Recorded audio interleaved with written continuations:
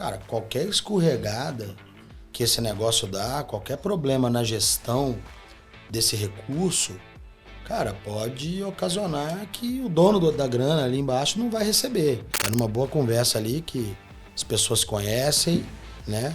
Você entende o que a pessoa precisa, você entende como você pode ajudar, né? E, cara, faz as coisas darem certo. Se você se dedicar, se você se entregar, se você tiver disciplina e responsabilidade com o que você está fazendo, cara, o resultado vai ser uma consequência daquilo. E sem ter medo de errar, coisa que eu acho absurda, né, cara? O nosso método de ensino hoje, você querer que uma pessoa de 18 anos determine com aquela idade o que ela quer fazer para a vida inteira.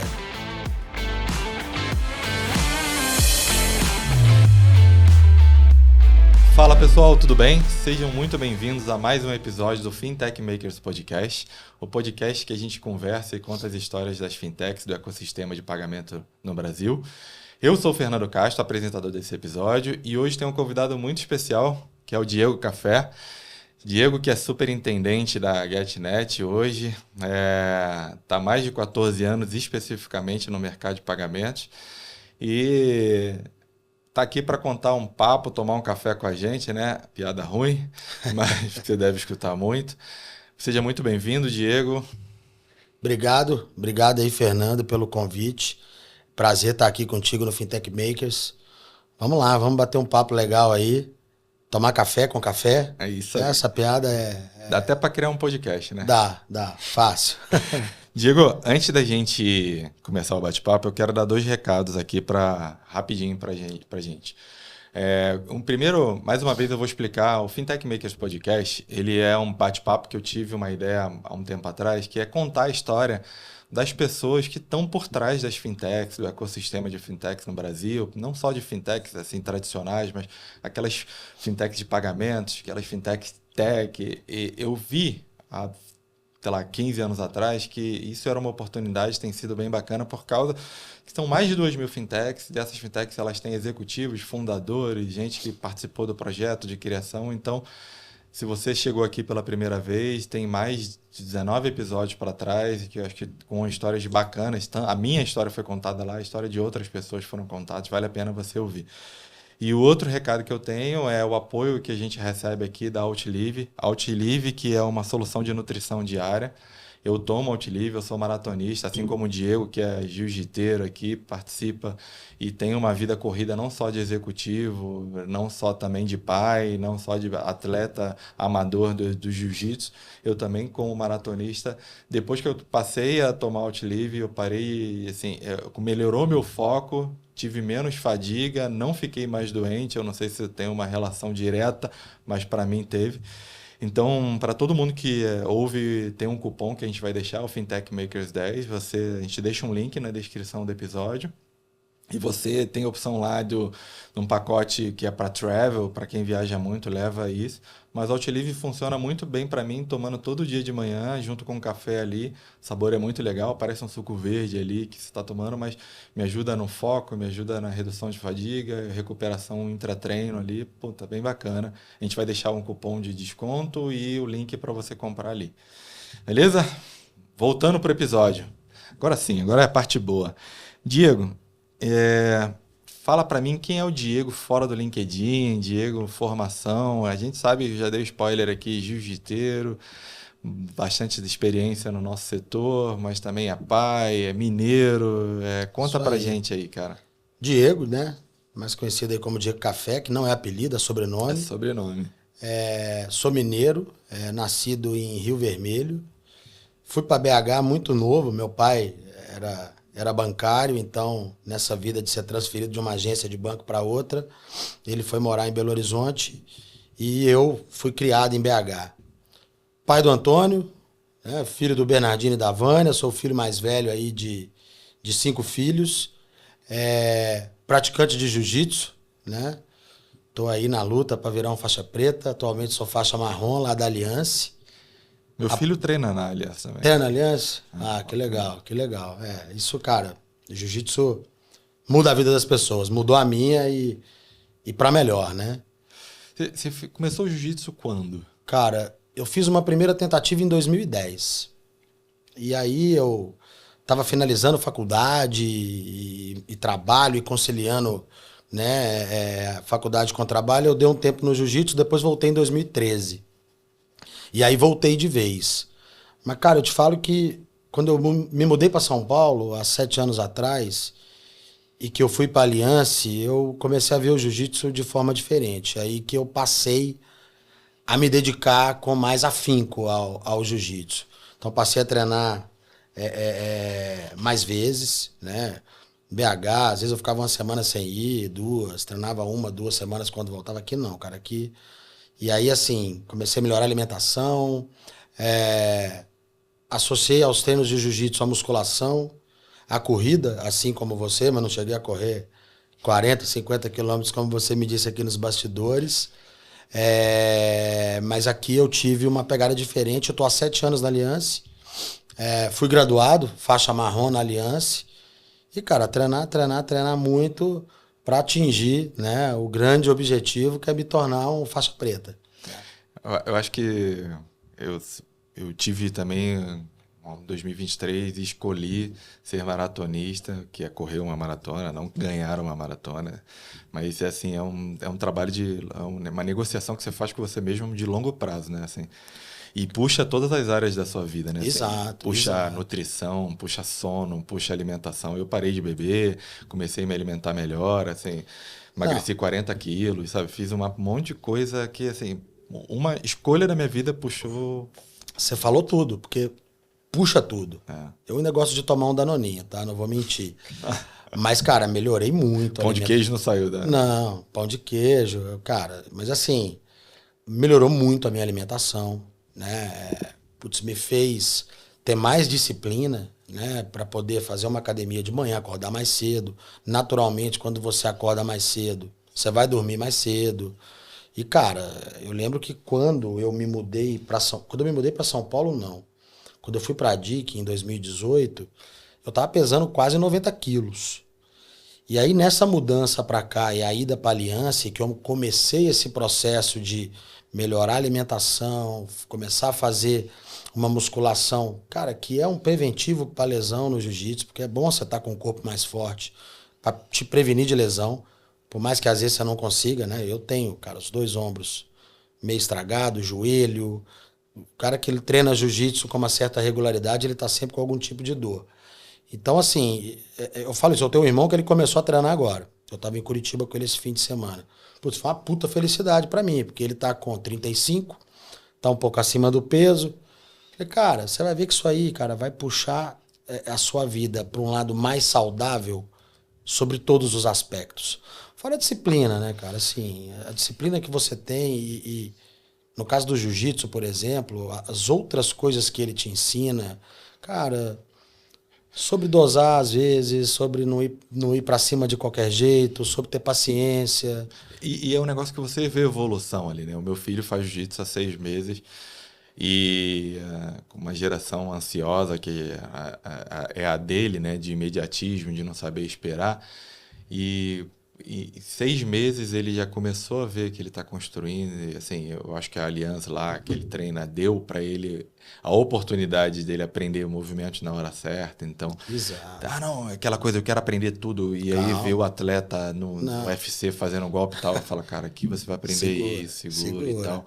E ele vai vendo, porra, então eu vou competir. Aí competiu, porra, tomou uns rola lá na competição. Fala, cara, calma, não é assim. Então, é um trabalho muito de construção, né? E puxa as outras áreas. Ele tá se controlando para peso, se controlando para dormir, se controlando para isso. Eu falo isso com algumas pessoas que eu conheço, tanto na vida profissional como pessoal. Se tem uma coisa que faz bem pro ego, é o jiu-jitsu. Porque às vezes você faz um treino de jiu-jitsu, você chega lá no final do treino, você bateu em todo mundo. Você bateu naquele colega faixa preta que você nunca bate, você bateu nos faixa marrom, que é complicado. E aí você chama um faixinha azul ali pra fazer o último treino. Vem cá, vamos fazer um treino mais legal, né? O cara te atropela. Isso te mostra o quê? Cara, não adianta você achar que você sabe tudo, você achar que é o maioral. Então fala, cara, o jiu-jitsu, pelo menos o Diego aqui, considera que é um excelente remédio pro seu ego. Porque ele vai te mostrar, cara, que Tem dia que as coisas vão dar certo, tem dia que as coisas não vão dar certo. Tem pessoas que às vezes estão melhores preparadas que você. E você no jiu-jitsu, assim, tem dia, né? Mas na verdade todo dia é um novo dia, né? Também, né? Você foi mal na semana passada, essa semana é uma oportunidade para você ir bem. E não adianta você ter ido bem semana passada se a semana você for mal. Então é um processo muito de constância, construção, né? Eu costumo dizer que o jiu-jitsu me ajuda a lidar com São Paulo, né? O cara de BH, que é uma cidade muito mais tranquila. Vim para esse mundo acelerado, que é isso aqui. Cara, quando eu vou pro meu treino de jiu-jitsu, às vezes eu posso chegar lá um pouco estressado, né? Um pouco agitado com o que aconteceu durante o dia. Cara, chega na academia, tipo, tudo muda. Acaba o treino, você tá em paz. E isso não é sobre um dia que você bateu ou apanhou, cara. O próprio treino em si, né? Aquela descarga que você faz ali, melhorar uma aquilo ajuda demais. Aquilo ajuda demais. Segurar o dedo de uma forma diferente, a mão para cima, às vezes é um detalhe. É um detalhe. Mas vamos lá, me fala um pouco você falou que você é o filho mais velho, e aí a sua adolescência, formação. Lá em casa nós somos 5 filhos: Diego, Thiago, Bernardo, Isabela e Bruna. Meu pai se casou 3 vezes, então meu pai tem 5 filhos, mas a minha mãe mesmo tem 2, né? Isso é uma curiosidade. Cara, todos nós apaixonados por futebol. Eu costumo dizer, às vezes alguém que não me conheça bem fala: porra, cara, você gosta de futebol? Que coisa meio idiota. Cara, mas não é só sobre o futebol, né? Assim, eu tenho uma relação com meu pai, que por ser separado da minha mãe, o futebol ajudou a gente a construir a relação que a gente tem. Então, assim, a gente é frequentador de estádio. O meu melhor amigo, meu compadre, né? Sou padrinho do filho dele, do João, o Matheus. Cara, foi uma amizade que foi construída em estádio de futebol, indo aos jogos do Cruzeiro, né? Então, assim, eu costumo dizer e tem muitas pessoas do meio do futebol que falam isso, que não é só futebol. E, de verdade, não é só futebol. Hoje eu estou um pouco afastado, né, de BH, porque eu associo aí as minhas idas a BH com as minhas idas a Santa Catarina, que meu filho mora lá com a mãe. Mas, cara, BH, eu vivi lá até 2019, né? Passei toda a minha infância, adolescência e um pedaço da minha vida adulta em Belo Horizonte. Você estudou em BH? Estudei em BH, me formei na UniBH, que administração, né? Me formei em administração, né? Pela UniBH. Depois que eu me formei, eu fiz um MBA em finanças no IBMEC BH, né? Também em Belo Horizonte, que foi o que segurou um pouco a minha vinda para São Paulo, né? Que quando eu recebi o convite para vir para cá, no início de 2019, ainda faltavam quase 10 meses para concluir o curso lá no IBMEC. Mas eu sou formado em administração de empresas e tenho um MBA em finanças, né, pelo IBMEC de Belo Horizonte. E você, desde novo, desde quando você planejou a sua carreira, você sempre falou: pô, vou trabalhar em finanças, pagamento? Ou você tinha um desejo diferente? Cara, vou te dizer que eu acho que eu caí de paraquedas, né, no mercado financeiro, né? Porque, cara, curso de administração é um curso muito amplo, né? E por isso eu quis fazer finanças depois, porque é um curso que te dá um pouco de visão de muita coisa, mas ele não te aprofunda, né, em certos assuntos. E foi no começo da minha faculdade que eu estava, né, procurando, cara, estágio, querendo trabalhar, né, querendo ingressar em alguma empresa. Cara, porque eu já trabalhei em McDonald's, já fui office boy, cara, já fiz um pouco de tudo. E aí, eu trabalhei numa empresa de cartões de benefício, que era Ascard, muito lá atrás. Fiquei 2 anos nessa empresa, que era algo parecido com o que eu faço hoje, porque, como era um cartão de benefício, a minha função era credenciar os estabelecimentos que aceitavam os cartões. E, puxa, isso era meados de 2001, por aí, eu era molecão. E aí, depois essa empresa foi vendida para o Grupo Sodexo, que hoje virou Pluxi, né? E o dono me chamou para trabalhar na factory dele. Então, quando eu ingressei na faculdade, eu estava trabalhando nessa factory, mas, cara, isso o quê? 2004, 2004 para 2005, uma factoring, você tá lá trocando cheque. Duplicado. Geralmente eu pegava o que o banco não queria, né? E aí eu lembro que eu sentava na frente do meu chefe na época, o Regis, ele olhava assim, e falava, pô, Diego, se fosse o dinheiro da sua mãe, cara, você emprestava? E eu falava, pô, Regis, porque o mercado de factoring na época, pelo menos, cara, assim, as empresas que tinham um cadastro, né, vamos dizer assim, ó, 100% limpos e aptas a tomar crédito, E eu no bancão. cara, vai no bancão. A factoring, ela querendo ou não, ela tinha que ficar com o que sobrava. E aí, eu tava lá na faculdade procurando alguma coisa e eu vi uma vaga no Banco Bom Sucesso. E aí, cara, e deu certo. Entrei no banco em 2006, fiquei no banco até 2015, mas em 2012, quando o banco lançou o primeiro produto dele voltado para pagamento, eu já estava há algum tempo trabalhando com consignado, e você vê aqui pela minha própria postura na cadeira, que eu sou um cara meio inquieto, né? Eu já vinha, cara, putz, preciso de, com meu chefe, cara, quero fazer alguma coisa diferente, esse negócio de consignado, e o consignado já estava fechando, né? Então, o BMG já tinha sido vendido para o Itaú, o BMC, que era outro banco que tinha sido forte lá atrás, já tinha sido vendido para o Bradesco, o próprio Bom Sucesso já tinha feito a primeira negociação com o Santander para vender a operação de consignado para o Santander. E eu ali, cara, eu quero fazer outra coisa, eu quero fazer alguma coisa de diferente. E aí veio essa oportunidade. Pô, o banco tá lançando um produto aqui voltado para adquirência. Topa. E aí, cara, chamava Giro Certo, cartão Giro Certo. O nome nunca me foge da cabeça. E aí eu comecei, fiz esse handover para pagamentos. Lembro que ainda tive uma oportunidade de ir para a empresa de consignado que foi criada pelo Santander e pelo Bom Sucesso, que era o Olê Consignado, que depois virou Santander. Mas fiquei, eu falo que foi das melhores escolhas da minha vida, porque você é um cara dessa indústria de pagamento, querendo ou não, vocês também fizeram um pedacinho da minha história lá no começo de Adic, né? Acabei ficando, fiquei até 2015 no Bom Sucesso trabalhando com esse produto. Foi quando eu recebi um convite, né? Até de um cara que já foi seu convidado aqui, que era o Henrique, que na época ele era VP no Banco Semear. Ele me convidou, cara, tinha uma operação redondinha no Semear, de adquirência. Eles tinham uma parceria com a Global na época.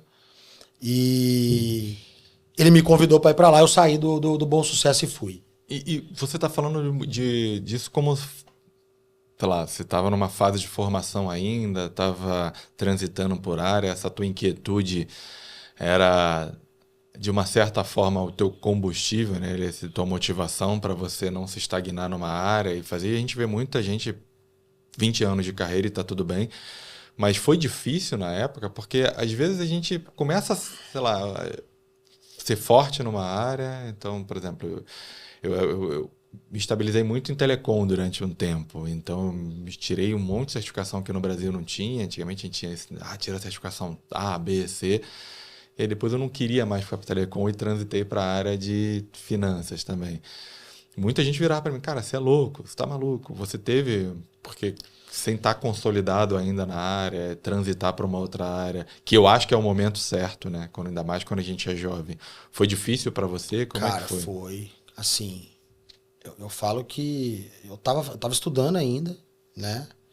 E aí teve até um período no Bom Sucesso que eu tinha muita viagem para interior, eu tive que trancar a faculdade. E quando eu recebi o convite no Semear, isso foi o quê? Eu comecei a conversar com o Semear em 2015, então eu já tinha quase 10 anos de Bom Sucesso. Cara, eu fiquei muito receoso em fazer aquele movimento, né? Cara, até por ter o Henrique lá, que era um cara que eu conhecia, isso me deu uma certa segurança, mas, cara, não é uma decisão fácil, né? Porque, cara, aonde eu tava, eu já tinha uma história, querendo ou não, era um lugar onde eu já tinha uma zona de conforto, apesar de não ter uma carreira. Não considero que a minha carreira naquela época era uma carreira consolidada, né? E aí, assim, eu vejo no futuro que aquele risco que eu tomei lá atrás, de alguma forma, cara, ajudou que eu caminhasse para uma consolidação de carreira, né? É, Eu não digo consolidação, mas uma certa estabilidade de carreira, né? Na verdade, complementa muito, né? Eu fico vendo às vezes, assim, até um recado para nossa audiência, né? Assim, é muito. Você que tá ouvindo a gente, você tá ouvindo a história do Diego e de repente você tá passando por uma situação similar de, olha, eu tô trabalhando num setor, mas já tô com, não que consolidado, já tenho anos de experiência aqui. Acho que é comum a gente pintar novas áreas e oportunidades. E por mais que seja uma área nova, você vai com uma certa bagagem de experiência profissional, de se relacionar, de gestão. Então, assim, você está ouvindo a gente, você está passando por um dilema desse, comenta aqui com a gente, manda um comentário, porque é normal e às vezes ouvir histórias de outras pessoas te inspira e te dá segurança para arriscar, para fazer. Principalmente quando você é novo, que você nunca fez isso. E a gente também tem esse movimento inverso às vezes, de ir para uma área que você não é tão bom e não dá certo e Ou ir você de forma volta, né, precipitada. precipitada, sem tanto conhecimento, know-how. Cara, eu costumo dizer, e eu falo isso com muita gente que eu liderei, depois que eu assumi esse papel de gestão, que as coisas têm que fazer sentido, né? Você tem que avaliar se as coisas fazem sentido. Putz, na época eu estava no Bom Sucesso, que é um banco pequeno para médio, e tinha um convite para ir para o Semear, que também era um banco de pequeno para médio. Mas ambas as instituições, cara, de grupos empresariais muito consolidados em Minas Gerais, né? E o que eu pesei na época foi exatamente isso. Eu falei, cara, primeiro aqui, ó, faz sentido, né, essa mudança que eu tô fazendo ou é maluquice? Não, cara, fazia sentido, né? E aí ajudou também eu ter uma pessoa da qual eu confiava me fazendo esse convite. Apesar de que 3 meses depois que eu fui, ele saiu. Eu ainda fiquei lá mais 3 anos. Mas isso ajudou, né? Mas é uma insegurança normal, né?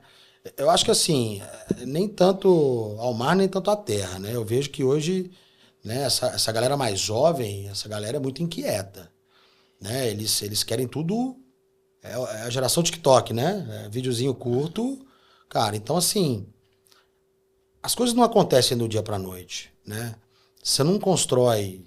Eu costumo dizer que eu acho que os ciclos em empresas, eles têm que ser de pelo menos 2 anos. Eu fico vendo muito, às vezes eu pego muito currículo, cara, que eu vejo que o cara ficou 9 meses no lugar, 10 meses, e pessoas boas, tá? Que você conversa. E eu costumo dizer nas entrevistas, eu falo, cara, sabe minha preocupação com você? Você é bom, eu acho que você tem os skills necessários aqui para a função que eu preciso que você desempenhe, mas, cara, você não para em lugar nenhum. Qual que é o problema? Sabe? Eu acho que muitas vezes é essa questão da inquietude e da ansiedade de que as coisas elas tenham que acontecer rápido. E as coisas não acontecem rápido. A gente fez até um exercício, cara, e deu certo. Puta, agora deve estar muito pior, mas na Joy a gente tinha 60 pessoas no time, a gente fez um exercício de girar as pessoas dentro, principalmente a galera mais jovem, girar as pessoas dentro das áreas para evitar que o pessoal saísse muito, sabe? Assim, foi um exercício que a gente queria resolver um problema de empatia, na verdade, uma metodologia que a gente viu no Vale do Silício e tudo mais, mas acabou ajudando a resolver esse problema de inquietude, né? Dessa geração que gosta de, de muita agilidade, de trocar muito, de ter contato com algo novo, que não para muito ali, né? Cara, assim, ó, eu acho que na vida a gente tem que tomar risco. Você tem que assumir risco. Mas, primeiro, né, como eu disse aqui, né, não dá para você ficar pulando de empresa em empresa de um em um ano. Eu costumo dizer assim, ó, ciclos eles precisam durar pelo menos 2 anos, né? Não acho que você consiga fazer algo relevante dentro de alguma companhia com menos de 2 anos. Cara, óbvio, tudo tem sua exceção, né? Aqui isso não é uma regra, quem sou eu para dizer isso? Mas, cara, você precisa ter tempo para esperar. Agora, tem oportunidades também que aparecem, que aí é avaliar. É avaliar. Cara, e, putz, avaliar essa instituição. Eu tô trocando o quê pelo quê? Faz sentido, né? Faz sentido eu sair do Cruzeiro e jogar no Betim? Nada contra o Betim. Mas, pô, talvez faça sentido eu sair do Cruzeiro e jogar no Real Madrid. Sim. Né? Ou sair do Cruzeiro e jogar no Flamengo. São times aqui equiparados. Mas... A gente sempre vai ter dilema É normal. botar na mesa, né? Porra, eu vou jogar no banco do Real Madrid ou vou ser titular do Cruzeiro, sabe? Assim, que aí eu vou ter chance de ir para a seleção jogando como titular do Cruzeiro ou no banco do Real Madrid. A verdade é que certeza da decisão você nunca vai ter, Nunca vai ter. Eu acho que é muito também você não ficar refém só do sucesso, mas aproveitar a jornada. Cara, Exato. foi ser banco do Real Madrid, seja o melhor banco possível, se dedica a isso, acredita no projeto, sabe? Não fica também, pô, seria melhor se eu tivesse ficado, seria melhor isso. Mas aprende com as experiências, cara. Exato. Na próxima, você não gostou de ser banco?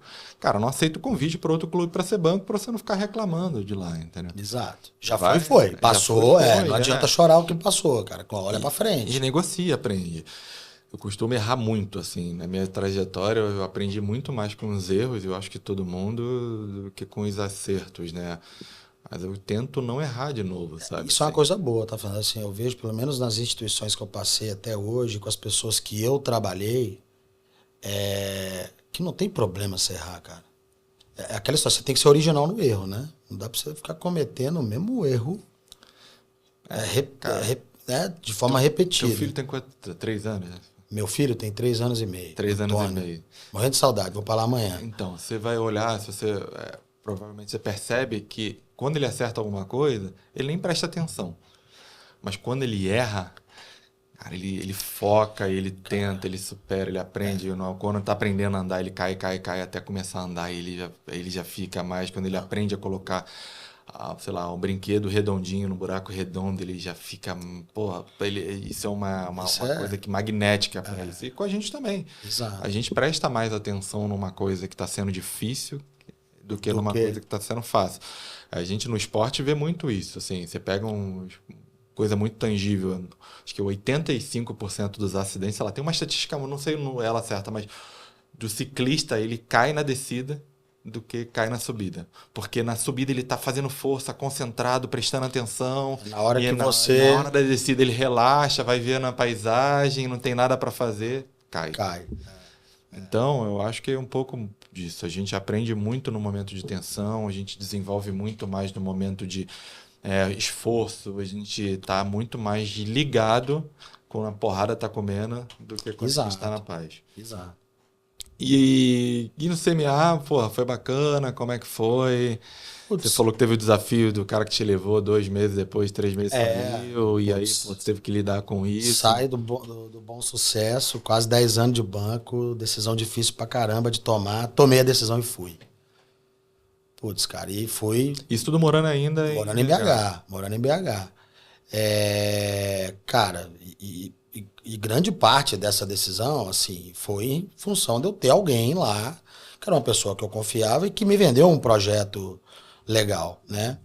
Porra, 3 meses depois sobe com um invite de uma reunião, diretoria e caramba, e chega lá, o Henrique fala, tô saindo. Cara, como assim? Cara, o CBA na época, ele tinha um sócio que era Eletrosom e fizeram algumas mudanças societárias que o Henrique era um cara que estava muito pelo lado da Eletrosom e ele, cara, tinha outras oportunidades e resolveu sair. Mas no final das contas, fiquei lá mais 3 anos, né, cara? E costumo dizer que, assim, foi lá que eu conheci esse mundo de fintech mais de perto, né? Foi lá que... Eu não digo que foi lá que eu conheci o primeiro sub, né? Foi lá que eu me dei conta que eu já tinha conhecido algum sub, porque... Eu lembro que na época do Bom Sucesso, que a gente começou a vender o Giro Certo, eu estive numa factory. E aí eu... conversando com o cara, ele falou, não, eu tenho uma operação aqui de pagamentos com a Cielo, né? E, cara, eu cruzão. Cara, não ia conseguir nada, não entendia nada de pagamentos. Eu tenho uma loja lá na Cielo e eu fiquei sem entender que loja na Cielo? Como assim? Você tem uma loja? Não. Eu fui na conversa dizendo que era um EC. Não, eu tenho um EC da Cielo que eu tenho umas 400, 500 máquinas e eu coloco nos meus clientes. Né? Coloco os meus clientes, eu recebo, pago eles, com base nisso isso me ajuda a dar crédito. Bicho, eu saí dessa reunião 2 anos antes disso, sem entender porra nenhuma. Porque não existia isso. Cara, né, tava tudo muito no começo. Não existia o termo fintech, não existia... Não, subcredenciador. Não existia. Tinha nada Não disso. tinha nada disso. Cara, Eu lembro que nessa época, eu não sei que ano estava aí, que era isso, mas eu tentei montar uma operação de pagamento estruturada para organizar. A gente entendeu que isso era um desafio e precisava meio que ser organizado, e tinham outras pessoas olhando para isso também. E a gente olhou e falou, cara, vamos organizar. Olha que oportunidade, vamos criar um negócio chamado, sei lá, a gente deu um nome que não era subcredenciador, era um submerchant, alguma coisa assim, que era o nome que vinha no arquivo de conciliação. Cara, sem sucesso total, ninguém entendia, todo mundo olhava. As adquirentes olhavam isso, falavam que era criminoso, mas a gente falava, cara, mas existe no arquivo da Master e da Visa um negócio chamado PSP, que era Payment Service Provider, então a gente pode usar essa estrutura no Brasil. Não, na época, cara, assim, eu saí dessa reunião sem entender nada do que ele me explicou. Falei, mas como é que pode? E aí lá em 2016, que eu já tinha um tempo que eu tava no CMA, que eu fui descobrir o que era o subcredenciador, né? Porque a estratégia do CMA, quando eu cheguei, ela era muito focada em varejo. Então eu tinha lá 5, 8 gerentes de conta, os caras visitavam varejo, vendendo maquininha da Globo com conta no CMA. Ah, mas você pensa bem, né? Pós-abertura de mercado, era recente que o mercado tinha aberto, a Global muito pouco conhecida, mas a gente conseguia entrar por causa do preço. Cara, a gente conseguia, o mercado ainda, você tinha preços muito elevados, né? Por causa da dominância de, então, rede Cielo. Então você conseguia ganhar pelo preço. Mas na hora que chegava na conta do CMA, o negócio, cara, não virava. Eu não esqueço disso, cara. Foi num papo aqui com um amigo de mercado, que é o Flávio Rivaroli. Um abraço pra ele aí, se estiver nos assistindo. Sentei com ele e falei, Flávio, cara, nós vamos ter que pensar alguma coisa aí, cara. Essa coisa não vai dar certo, não. Porque, cara, não escala. Eu não consigo escalar essa operação. Ela não cresce. O banqueiro, você sabe, cara. O banqueiro, uma hora vai olhar pra esse negócio. Muito trabalho, muito dinheiro investido e pouco retorno. Tinha muito desafio, não era só isso, tinha só aceitar Visa e Master, não aceitava Só aceitava Visa e Master, liquidava. E para um banco do tamanho do CMA, você competir com os grandes bancos usando uma estratégia parecida com a deles. E aí o Flávio falou, Diego, vou te apresentar uns subadquirentes que a gente tem aqui. Cara, eu não sabia se isso era de comer ou de passar no cabelo. O quê, ô Rivaroli? Não, ele me apresentou a Accio e a Pago, que virou Granito, agora é Interpag. E, cara, e aí eu entendi modelo de negócio, mas ainda a ideia de usar os caras era para distribuir conta do CBA. Mas aí você pensa o seguinte, né? O meu gerente lá, que eu era um cara que eu treinava de perto, não conseguia fazer virar. Imagina a força de venda de sub espalhada Brasil afora, no Nordeste, num banco muito analógico, também não escalou. E numa conversa dessa, o Robson lá da Accio falou, Diego, você faz antecipação aí para sub? Eu falei, faz, é assim, assim. E aí, cara, comecei a entrar nesse mercado de sub. E aí, ali é que eu fui conhecendo como é que funciona esse modelo de negócio. Né? A gente começou a fazer antecipação para sub. Cara, aí mudamos totalmente a estratégia do banco na época em relação à adquirência. Cara, até um dado momento, a gente obteve muito sucesso com isso, até surgirem os primeiros subs que deram default no mercado, né? Que eu prefiro não citar nome. Mas a gente já teve alguns casos lá antes de 2018 de subs que tiveram problema, né, de liquidez e não conseguiram fazer liquidação de base, e o banqueiro ficou com medo de novo. Porque tem uma parte muito sensível, né? O subadquirente, ele é uma parte da cadeia, né? Ele recebe o dinheiro e repassa, né? E essa cadeia, se ela não for bem azeitada, né? Por exemplo, uma das subs que eu participei, a gente tinha uma integração com o adquirente que não funcionava bem. E a gente não conseguia antecipar o valor específico do EC. Era um botão, antecipa tudo ou não antecipa nada. Mas você tinha que fazer a gestão daquela tesouraria. Tinha que fazer a gestão da tesouraria. Então, a gente olhava isso muito negativo. Por quê? Porque eu antecipava valor que eu não tinha negociado para frente. Então, eu pegava dinheiro, ficava com dinheiro no caixa de gente que não antecipou. Então tinha vezes que a gente dormia com dinheiro na conta não usar, que a gente não usava, e era difícil ainda fazer esse overnight que a gente faz hoje e tudo mais. Estou falando disso há 15 anos atrás. Mas tinha gente que olhava isso, pô, eu tô milionário. Eu tô com milhões na conta, eu tenho dinheiro para contratar, eu tenho dinheiro para fazer. Uma estratégia de tesouraria, se bem feita, cara, ela ajuda a baratear o custo de fund de um sub de forma muito importante. Mas, como você disse, o sub ele tem sob custódia dele dinheiro de milhares de terceiros. Cara, qualquer escorregada que esse negócio dá, qualquer problema na gestão desse recurso, cara, pode ocasionar que o dono da grana ali embaixo não vai receber, né? E, cara, isso é muito sério. Não só o sub, o próprio adquirente também. A gente já viu casos de adquirente também tendo um problema. Eu acho que... Tivemos a primeira intervenção no adquirente agora recentemente, semana passada, né? Então, eu acho que qualquer um que opere no mercado de pagamento, seja como sub, seja como empresa de tecnologia, ele tem que tentar fazer o serviço da melhor forma possível, porque tem que ter uma gestão fragiliza a cadeia. Sabe? Ele tem que ter uma gestão muito boa sobre isso tudo, gestão, controle, processo, cara, e plano para combater problemas de liquidez, né? E aí o banqueiro, vamos voltar, o banqueiro ficou meio preocupado. O banqueiro ficou preocupado, cara. O banqueiro falou, cara, se um desses caras que estão aqui que a gente está antecipando não pagar, quem que paga? Eu olhei para ele e falei, não sei, mas eu vou descobrir. E, cara, mas de forma prática, a gente começou a tirar o pé desse negócio na época. Então, e aí eu comecei a fazer outras coisas dentro do banco. O banco tinha uma operação muito forte de CDC na época, então ele financiava o cliente do varejo, né? Então tinha parceria com eletrovarejistas de pequeno médio porte, né? Brasil afora. Esse era o business principal do banco. Então eu comecei a fazer de tudo dentro do banco, cara. Comecei a fazer de tudo. A operação de adquirência, ela foi diminuindo. Perdeu relevância dentro do banco e aí veio o convite para voltar para o grupo BS2, que era o Bom Sucesso, né? Isso em 2018. E aí, de novo, né? Tomar uma decisão ali naquela coisa que a gente acabou de falar. Cara, faz sentido uma mudança dessa? A primeira coisa que eu olho é assim, cara, eu acho que projeto, ele se divide em 3 pilares, né? Que é, cara, o label da empresa que você está indo, o projeto que você vai assumir e grana, né? Porque ninguém vai pela marca da empresa, pelo projeto que vai assumir, mas se não tiver uma grana que compense. Pô, na época eu fiz a mesma avaliação de novo, e aí foi muito mais fácil, porque era uma empresa que eu já conhecia.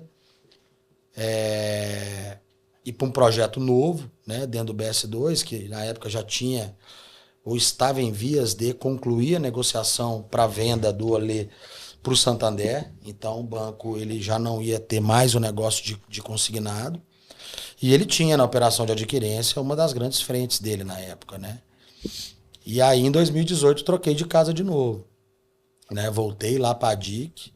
Não fui para cuidar de sub, fui para fazer outra coisa, mas acabei cuidando de sub no meio dessa caminhada. É muito engraçado, né? Quando a gente olha hoje, parece que você planejou tudo isso, né? Parece até que os astros planejaram. Cara, sai, pega a experiência que você não tem fora, vem para dentro depois e tudo mais. E na hora a gente não enxerga dessa forma. É muito mais um movimento de coragem, até se planeja, se organiza, e eu acredito, mas... Cara, assim, eu costumo dizer que nada acontece por acaso, né? De alguma forma, a gente tenta cavar as coisas boas, né? Que a gente entende que elas possam acontecer.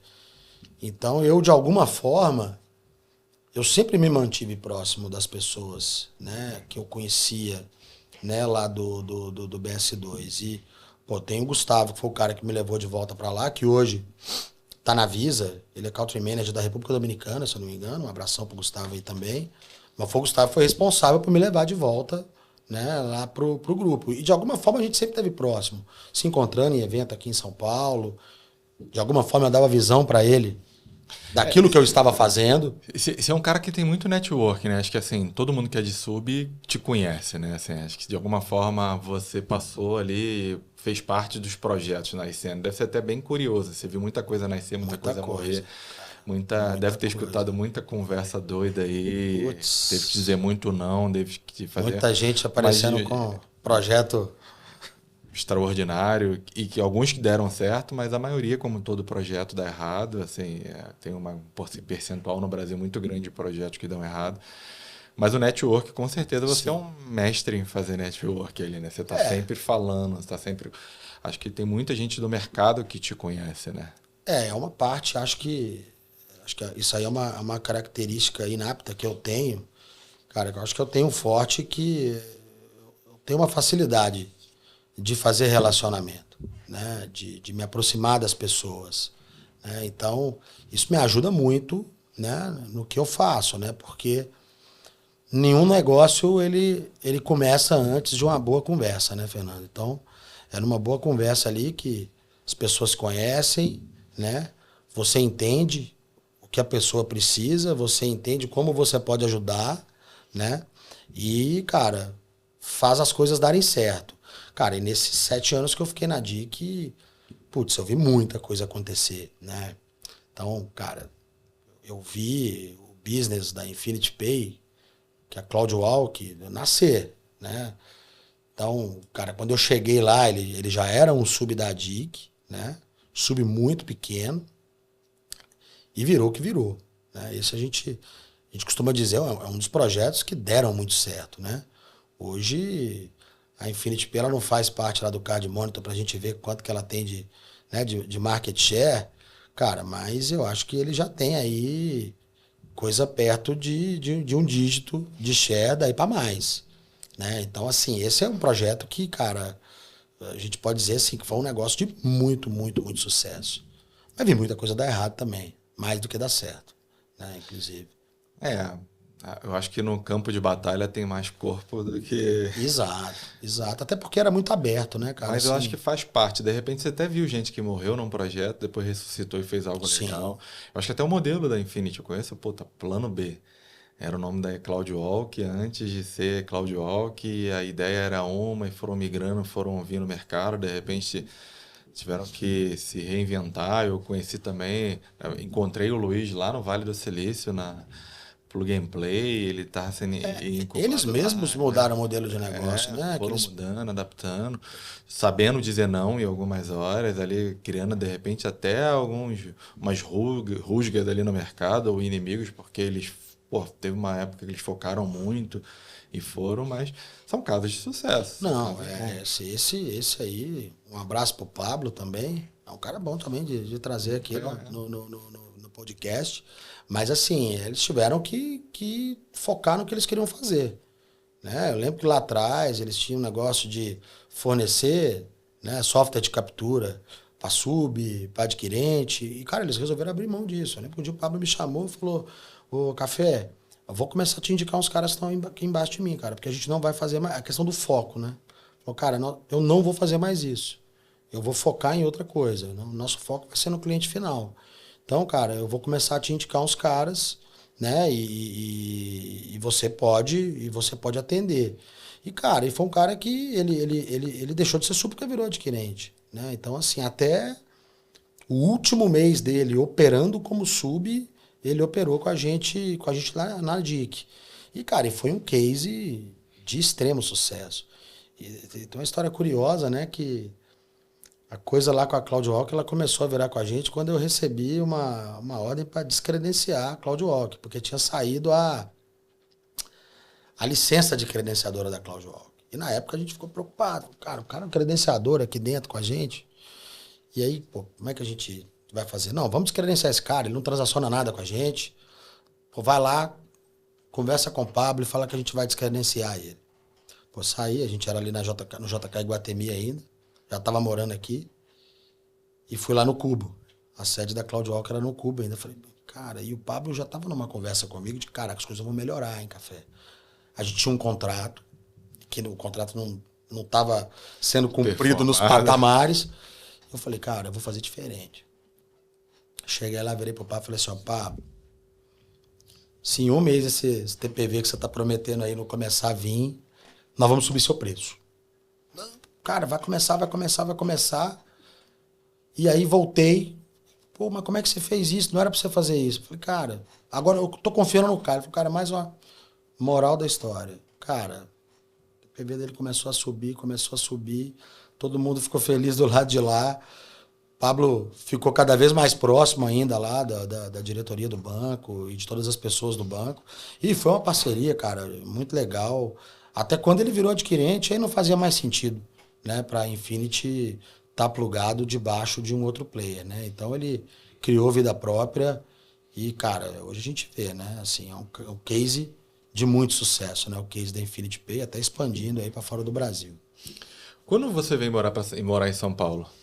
Eu vim para cá em novembro de 19. Você já vinha periodicamente de vez? Cara, eu fiquei praticamente quase um ano e meio na ponte aérea. Porque, como eu disse, eu fui para a DIC e eu não fui para tocar sub. Eu fui para fazer venda direta em Belo Horizonte. Para tocar a operação da DIC em Minas. Mas no meio do caminho mudou tudo. Eu comecei a cuidar de sub e comecei me vendo para cá. Vinha para cá de segunda a sexta. E eu ainda fazia o MBA. Então, o meu MBA era sextas e sábados. Então, geralmente, eu vinha para cá na segunda e voltava na quinta ou sexta, né? E aí eu finalizei o meu MBA em outubro de 2019. Novembro eu me mudei para cá, né? E foi outra decisão também que eu não queria vir de jeito nenhum, né? Quando o Bruno, que hoje é meu amigo pessoal, na época ele era meu chefe, me fez o convite, cara, eu falei, não, de jeito nenhum. Você falou que por você eu ficaria nessa situação de bate e volta até quando eu quisesse e um mês depois você tá aqui querendo que eu me mude? Não. Mas, cara, eu também falo, né, assim, apesar da minha resistência, acho que foi muito bom pra mim como pessoa, como profissional, sair de Belo Horizonte, sair de novo da zona de conforto, né? Porque, cara, lá em Belo Horizonte eu já tinha uma carreira mais consolidada. Tem esse movimento, né, de sair da zona de conforto, beber uma água diferente, né, assim, ter um ambiente novo. Mas aqui, mal ou bem, as coisas acontecem, né? Assim. Cara, e querendo ou não, meu irmão morou aqui 8 anos e ele falava isso, eu ficava puto da vida. Mas, cara, os melhores profissionais, eles vêm pra cá. Na verdade, eu acho que São Paulo, por si só, acho que... Eu falo muito do Vale do Silício como referência porque é um lugar que eu bebi muito da fonte. 57% do Vale não é do Vale, é de fora do Vale. Acho que em São Paulo, acho que é 49% que é de fora também. Você tá na academia de jiu-jitsu, cara, tem um executivo Muita gente ali. fora. Você tá no shopping, tem... Assim, o teu network aqui se torna mais qualificado do que na tua terra natal, às vezes. Assim, eu falo muito... Assim, a audiência que está nos ouvindo, que está passando por esse dilema, cara, se você que está ouvindo a gente foi convidado para sair, eu vim do Rio de Janeiro, a maioria das pessoas que eu conheço saíram da sua terra natal e vieram para São Paulo. E assim, é difícil no começo, ou até fácil se o cara é solteiro, se o cara é isso e tal, mas com certeza acho que a família ganha muito. Você vem com a família, mora aqui, a família, pô, a escola é boa, tem isso, lazer bem, você consegue se adequar. Tem muita gente de fora, você faz muito network. Escola do meu filho, por exemplo, tem muita gente que é de fora, tem carioca, tem gente da China, tem gente de outros lugares que a gente acaba que se conecta muito ali o tempo inteiro e abre muita oportunidade. Assim. Demais. Eu vim em 2006, 2007 para cá. Assim, eu vim para ficar um ano. Peguei um projeto, o cara me trouxe, ó, você vai ficar um ano, contrato, triplicou meu salário que era. Então, pô, fizemos o cálculo ali. Ah, cara, vou comprar um carro em um ano. Comprei um carro que eu queria em um ano, paguei. Ele falou, cara, agora eu quero que você more aqui, do jeito que o Bruno te falou ali. Cara, foi a melhor decisão que eu fiz até hoje. Não consigo voltar para o Rio, assim, não só por oportunidade de trabalho, mas pelo ecossistema como um todo, que eu me acostumei com esse ecossistema. Às vezes quero sair de São Paulo, mas não sair com uma perna inteira, de repente morar num lugar mais tranquilo, ter uma vida mais calma. Mas São Paulo é onde a coisa acontece, né, cara? Não, cara, assim, eu na época, do ponto de vista, assim, eu era solteiro. Então, cara, querendo ou não, é a decisão mais fácil, Sim. né, pra você tomar.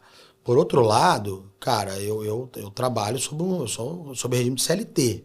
Então, por mais que a empresa me deu um aumento na época para eu vir para cá, cara, na hora que eu jogava na balança, eu tava vindo para ganhar menos. Então, eu vim para São Paulo com uma capacidade financeira menor que eu tinha em Belo Horizonte.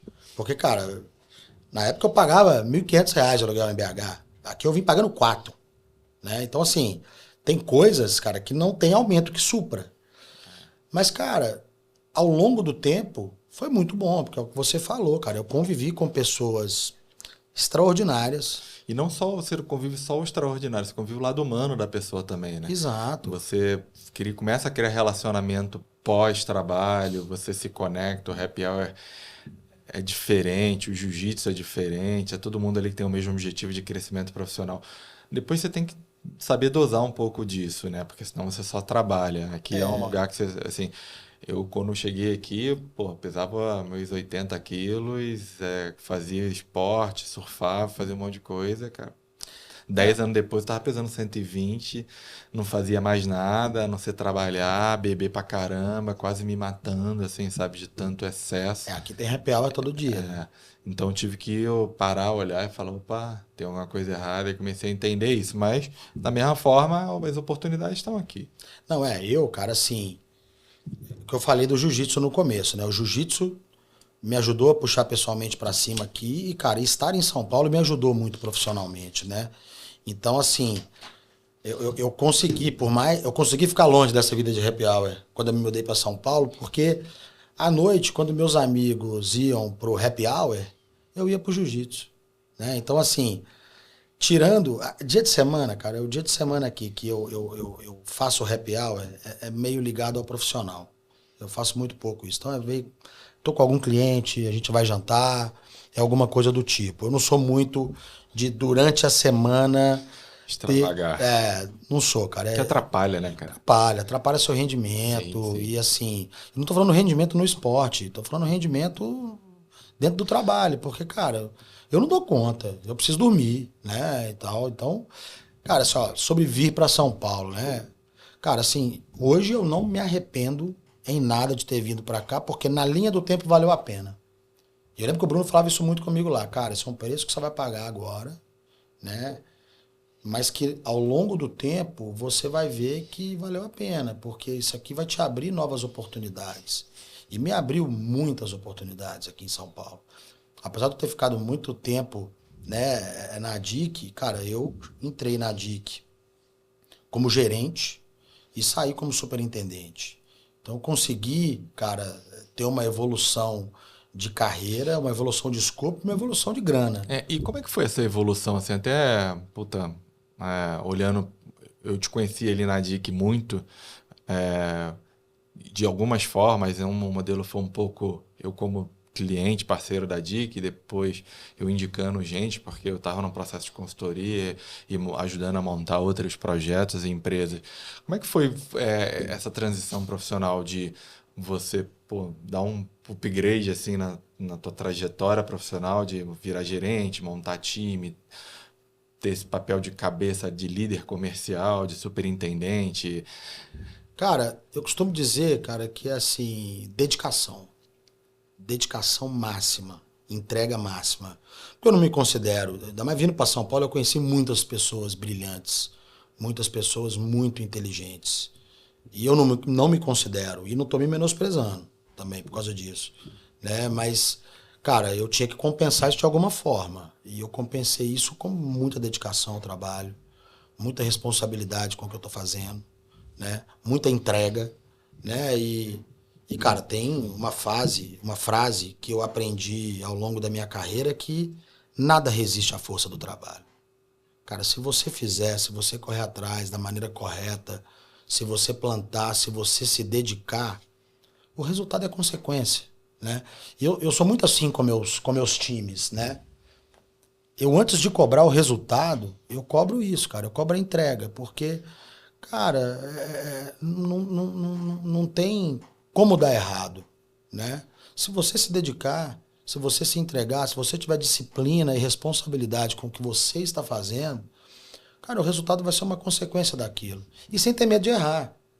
Porque quando você erra, o que você falou, isso eu acho que vale para todo mundo. Eu também aprendi muito mais com os erros que eu cometi na minha vida profissional e pessoal, e não foram poucos, do que com os acertos. Sim. Acerto ensina muito pouco, né?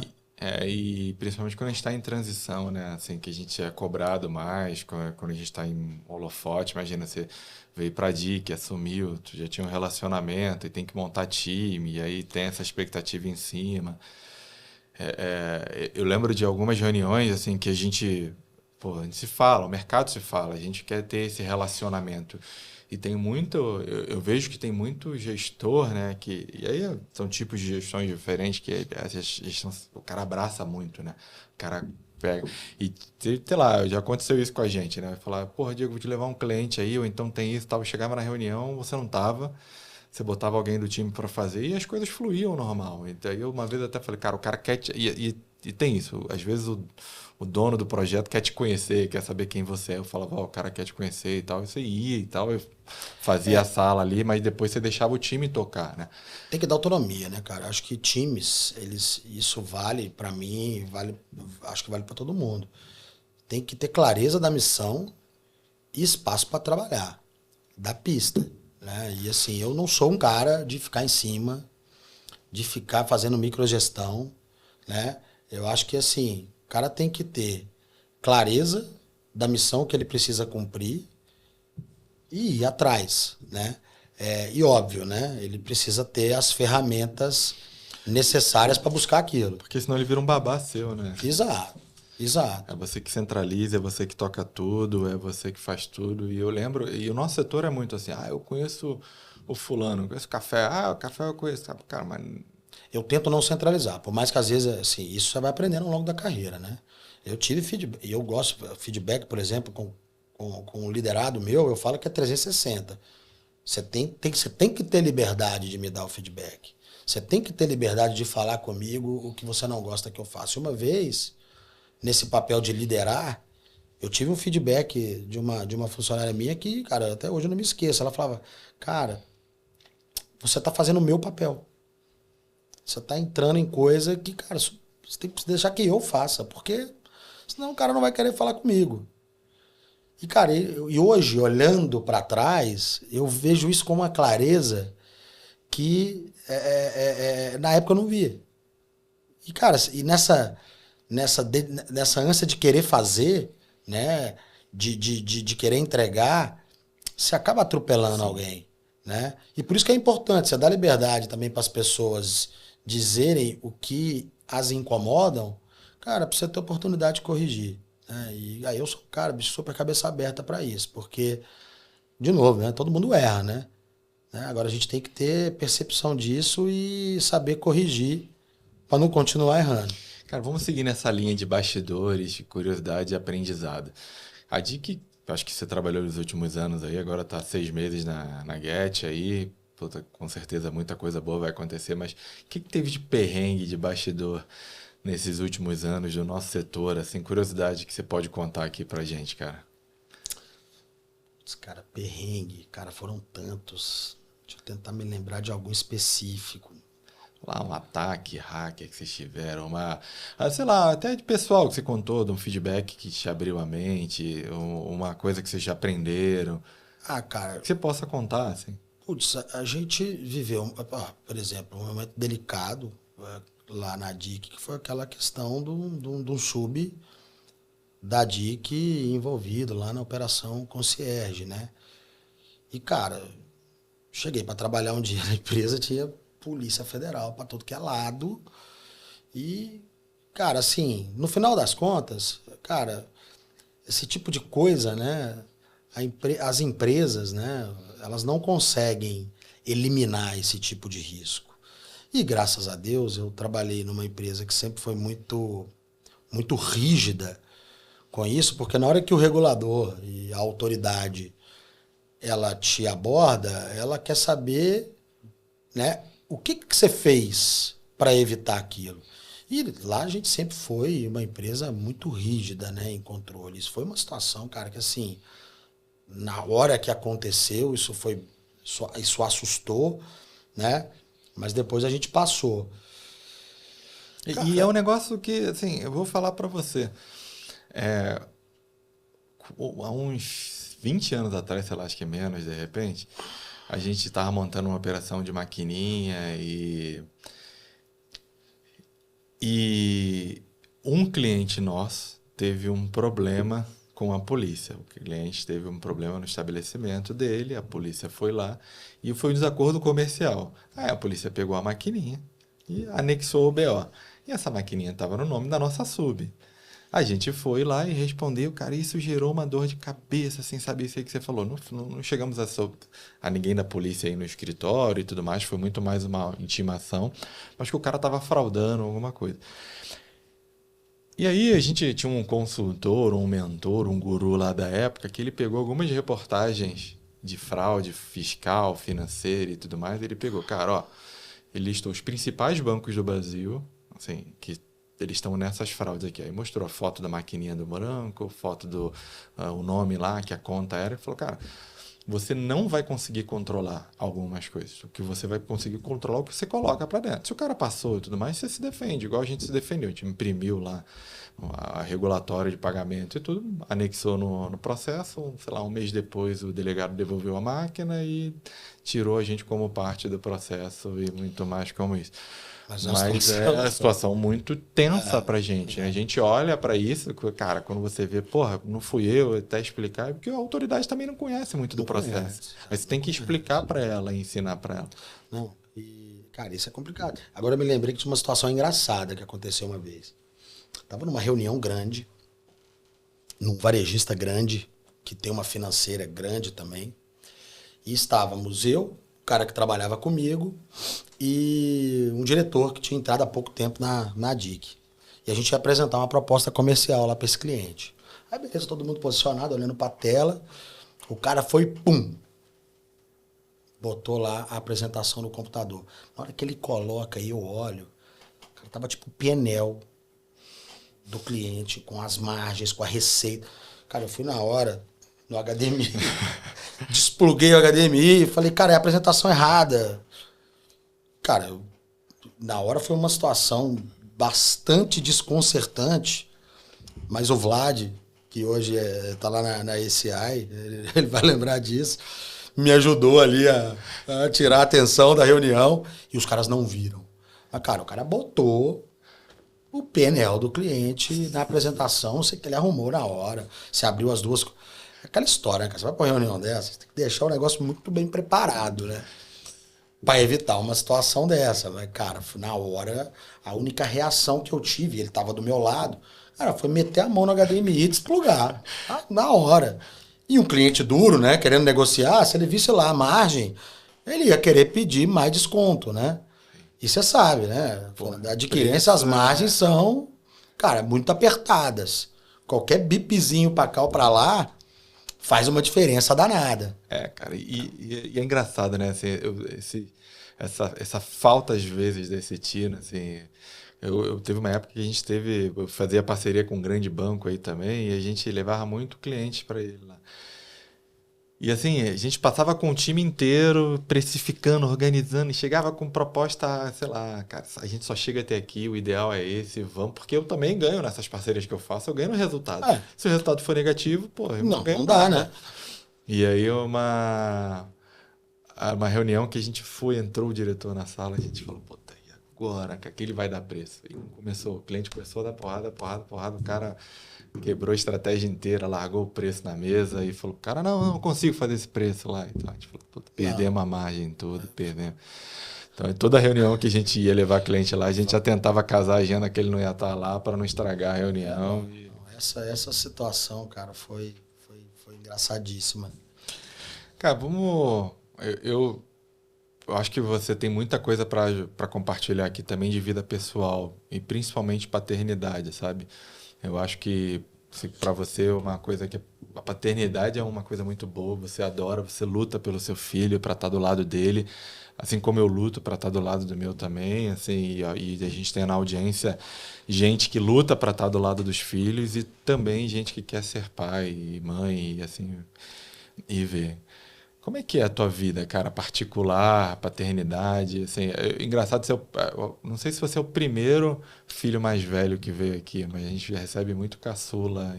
Eu sou o mais velho. Você é o mais Lá de velho. casa eu sou mais velho. Eu sou caçula, a gente recebeu alguns convidados caçulas inquietos também, mas você é o mais velho. Mas como é que é a tua vida Cara, particular e como é que você lidar com a paternidade? assim, primeiro que paternidade, para quem me conhece há muito tempo, sabe que sempre foi um sonho para mim, né?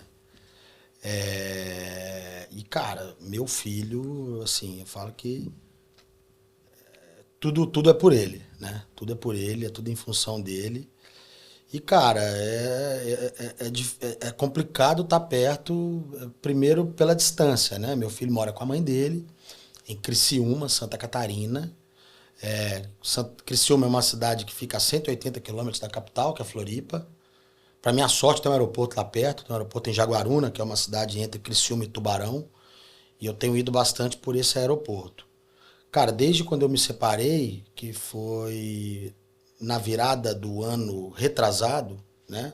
Virada de 24 para 25, que ele tá lá morando com a mãe, né? E, cara, de 15 em 15 dias eu tô lá.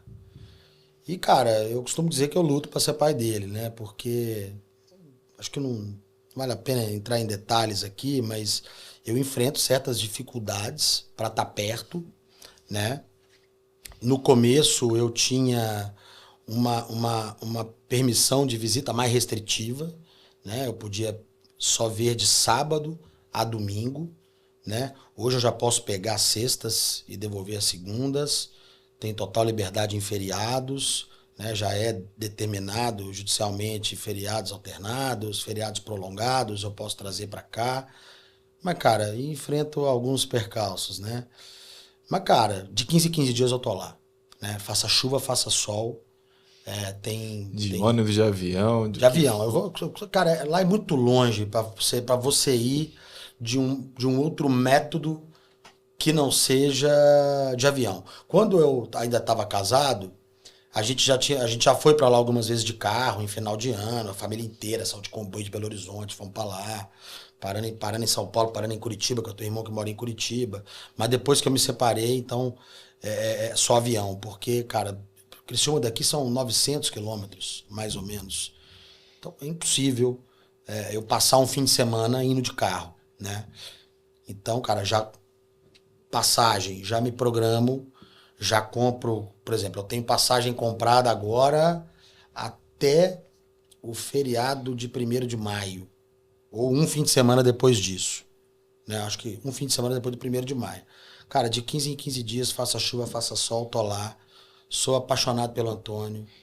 Cara, é um assunto que eu tenho até que tomar cuidado aqui para não me emocionar. Não, porque a gente vê nos teus olhos que é importante o quanto você se dedica e quanto isso te faz, assim, e te mudou como, assim, você acha que no momento que você soube que ia ser pai, no momento que a paternidade entrou na tua vida, te mudou, foi um clique? Cara, eu digo que pelo menos para mim, e eu falo isso com muitos amigos que também depois de mim viraram pais, que a sua ficha ela só cai de verdade quando você carrega a criança no colo, né? Assim, a mãe, cara, ela já começa a mudar muito antes até dela saber que tá grávida, né? Porque é um negócio biológico, né? Pra gente que é pai, não. Então, assim, cara, eu falo que hoje, né, apesar da distância, eu consigo ser muito mais pai do que eu era antes também, né? Porque acaba que o filho, cara, até um ano mais ou menos, você é pai, você sabe disso, ele tá muito ligado à mãe por causa, cara, da questão da amamentação e tudo mais. Mas, cara, eu com meu filho, quando ele fez um ano, com um aninho, eu saí daqui de São Paulo de carro, eu e ele, sozinho, fomos para Belo Horizonte para levar ele no Mineirão pela primeira vez. E, cara, essa viagem teve algumas coisas engraçadas, né? Porque eu saí daqui de 5 horas da manhã, falei, cara, ele vai dormindo, né? Daqui até Três Corações, que é metade do caminho. Três Corações eu paro, tomo café, dou comida para ele, tudo mais. Dali para frente é mais só metade do caminho, são 580 quilômetros, aproximadamente 6 horas de carro daqui para BH. Cara, quase deu certo a primeira parte do plano. Chegando em Três Corações, ele acordou, eu dei mamadeira para ele e, cara, ele vomitou a mamadeira inteira. E aí cheguei no local que eu já tinha programado de parar. Pô, correria, vou lá, troco ele de roupa. E a gente ainda tem alguns lugares, cara, que só tem trocador no Trocador, banheiro banheiro feminino. feminino. Apesar de eu ver que isso tá mudando, né? Fica um recado aí, né, gente? Assim, ó, tem pai também que exerce todas essas funções, tá? Sim. Isso não é uma obrigação só da mãe, não. Então eu fui lá, troquei ele, tomei o meu café. E na hora que eu cheguei no carro, ainda tinha. Cara, eu vi que poderia ainda dar uma limpada melhor na cadeirinha dele. E aí ele não andava ainda, eu botei ele no chão, assim, e tô lá limpando a cadeirinha. Ele tá aqui do meu lado, eu olhando e limpando. Aí beleza, eu pus ele na cadeirinha. O chão, cara, cheio de umas pedrinhas redondinhas, aquelas pedrinhas brancas, pequenininhas. Aí na hora que eu boto ele assim na cadeirinha, ele abre um sorrisão assim, ó, uma pedrinha na boca. Falei, cara, tirei a pedrinha da boca dele. Falei, meu Deus, e se esse menino engoliu uma pedra? Aí eu voltei o resto do caminho na paranoia inteira. Ele dava uma dormidinha, eu parava pra ver se ele tava roncando, porque eu fiquei preocupado que ele tivesse engolido uma pedrinha, né?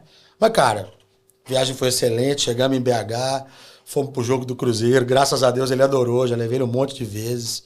Ele é super apegado a Cruzeiro, tudo vê uma coisa azul. Olha lá, pai, azul do Cruzeiro, vê as 5 estrelas. Ó, tem placa, né? Olha lá, pai, a bandeira do Brasil. Ó, e o Cruzeiro, porque tem o Mercosul do lado, né? Então, assim, cara, cara, a gente é muito apegado um ao outro. Foi muito difícil o começo, logo quando ele foi. A despedida, cara, ainda é muito difícil ir lá e deixar ele ir.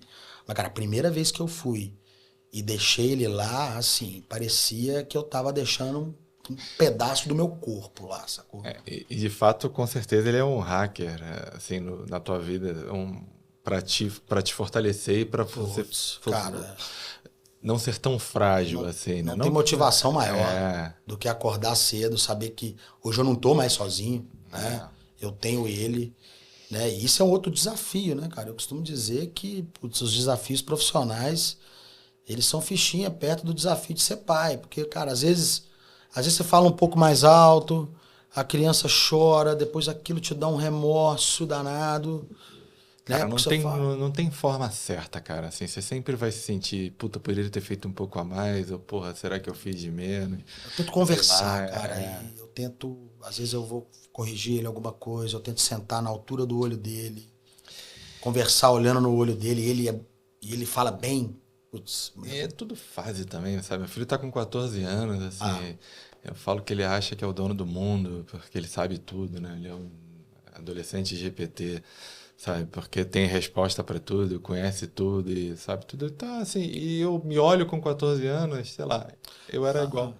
é, De repente eu era mais rebelde, é, na nossa época tinha as bandas de rock, era isso. skate, a gente não tinha telefone para traquear a gente igual tem hoje. Então tem um paciência, tá bom, eu quero fazer isso, então vai lá, faz. Beleza. É uma arte, né, cara? Assim, eu É. falo e todo mundo fala, né, cara? Assim, aproveita, todo mundo fala, Diego, aproveita essa fase é sensacional. E, E cara, você tem experiências da sua infância? Você falou um pouco do seu pai que foi bancário, que você teve que mudar ali da cidade, você é irmão mais velho, sei lá, o que você carrega da tua infância, da tua adolescência, sei lá, que foi bacana, que você viu, sei lá, vou te dar um exemplo meu, né? Eu sempre fui muito curioso e inquieto. Eu consertava tudo dentro de casa, cara. Assim, máquina de lavar quebrava, eu desmontava ela e montava e voltava a funcionar. Antigamente tinha aquelas antenas de casa, lembra? Que botava o bombril e consertava. Eu morava em casa, tinha que limpar a caixa d'água, que fazia tudo. Então, eu tenho essa mania, essa curiosidade hoje de olhar, não tá funcionando. Por que não tá funcionando? De querer ir lá e mexer e fazer voltar a funcionar, de arrumar a solução. Carrego isso, coisas que eu vi desde a minha infância. E você tem alguma coisa assim, cara, que te... cara, eu sempre esperei muito do meu pai e da minha mãe, sabe? Assim, minha mãe é uma guerreirona, né, cara, assim, teve os problemas dela depois que se separou do meu pai, e, cara, e com muita dedicação, ela, cara, me criou e criou meu irmão. Então eu acho que uma parte de mim, que é esse negócio de me doar muito em tudo que eu faço, é um pouco espelhar no que a minha mãe fez pra mim e pro meu irmão. Foi se doar muito pra nós dois. Eu até falo com ela hoje que eu acho que ela se doou demais. Ela deveria ter sido mais egoísta e pensado mais nela. Porque filho, né, velho? Filho, você. Na idade que o seu tá, daqui a pouco ele vai pro mundo, Sim. né? É, E, cara, meu pai, ele foi um cara que saiu do banco e começou a empreender, né? Então, meu pai teve churrascaria em Belo Horizonte, né? Então, meu pai virou empreendedor, né? Então, ele começou com lanchonete, ele teve uma, depois teve duas, depois ele começou a trabalhar com restaurante. E vida de filho de dono de restaurante, fim de semana, cara, eu tava muito com ele em restaurante. Então eu via muito. Tanto que teve uma época da minha vida que eu queria ser dono de restaurante.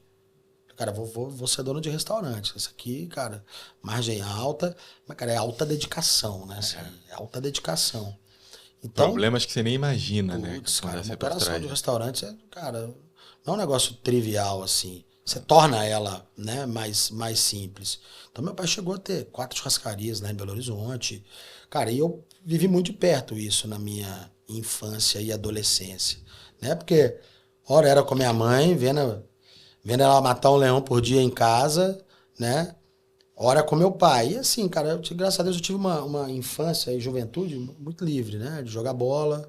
Sou de uma geração que ainda jogava bola na rua, brincava de polícia ladrão na rua, né? Eu tenho 45 anos, então quando eu tava aí em infância, adolescência, cara, eu comecei a ter contato com o celular, o que em 2000, final da década de 90, talvez, né? Ou já ali 95 para frente, né? Cara, computador era L-Foot. Pô, L-Foot, SimCity, eram esses joguinhos, né? LFoot descobriu um hack uma vez, mudava os pontos dos jogadores. Era isso. E, cara, muito amigo né, do bairro, né, cara? Ali em Belo Horizonte, morava no Luxemburgo, né? Então, fiz muito amigo no bairro, né? Jogar bola com a turma no prédio do lado. Meu prédio não tinha quadra. Aí tinha um clubinho lá do lado do meu prédio que tinha as quadras, a gente ia lá jogar bola. Então, putz, eu tive uma infância assim, cara. Acho que talvez a nossa geração foi a última geração que viveu essa infância, né, limpa, né, cara, sem muita influência de videogame, porque hoje eu vejo muitos pais aí com os filhos, até meus próprios amigos com os filhos, só tentando tirar um filho de tela. Né, cara? O meu eu consigo controlar um pouco, sabe? Assim, apesar de que tem hora que eu tô com ele aqui em São Paulo e tô de home office, cara, aqui eu tenho que dar a telinha pra ele me deixar trabalhar, porque senão, né? A tela é um perigo, né? Ela deixa mais estressado do que ele entra, mas ela ocupa uma lacuna ali, que é a facilidade. Mas ela é difícil compor, né? Assim, eu tive graças a Deus, assim, ainda a tela não era tão, tá um pouco diferente, tá muito agitada. Meu filho na época de tela, a gente acabava que dava alguma coisa, principalmente para respirar ali no meio do caminho, mas era menos do jeito que tá hoje. E eu, assim, tento, por exemplo, você falou de videogame, né? Eu sempre joguei videogame, desde a época lá atrás.